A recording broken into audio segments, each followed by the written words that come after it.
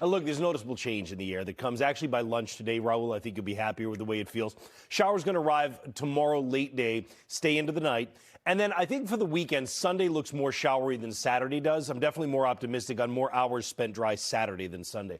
Temperatures right now running 32 at Boston, but as I mentioned a short time ago, most of our suburbs, even down to Plymouth, are running in the 20s here this morning to get things started out. We do have some clouds drifting through the sky. They're going to keep drifting, which means that you're going to end up with sunshine. They're going to continue to move east. They'll move out over the ocean in the next few hours, and then you'll find sunshine coming out.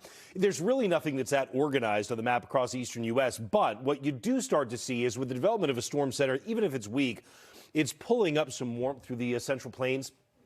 That's a good thing because we've had one warm front that just sailed by and went up into southern Canada. It's coming through northern Maine right now. That moderates the air a bit. This next round will moderate the air even more tomorrow, and that's why we're forecasting 40s today and 50s by tomorrow. So if you take a look with me here and we go through today, I'll stop things around lunch when temperatures are already into the 40s. Now, I mentioned earlier that there's a bit of a fresh breeze in the midday and the afternoon, so it'll probably feel like it's close to 40 at the warmest time of the day. That's still a lot better than the 20s that we've had for a feels like forecast the last couple of days. So you'll notice the difference. You get to 3:15 when the kids get out of school, temperatures are still in the 40s. You'll notice the clouds coming back.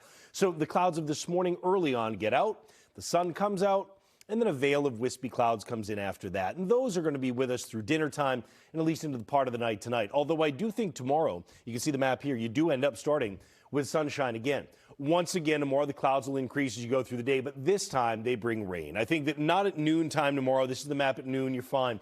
But once we get to the afternoon and evening, the showers are in. And your Friday evening does appear to be showery for us with those showers I mentioned lasting into the night. But here's Saturday at 8 a.m. There's a frontal boundary right over us. If you had a disturbance coming by, you'd get showers. I just think that we get a break in disturbances. So 8 o'clock through midday, even into the afternoon, there's very few showers, maybe an isolated one, and that's it. Northern New England has more of them.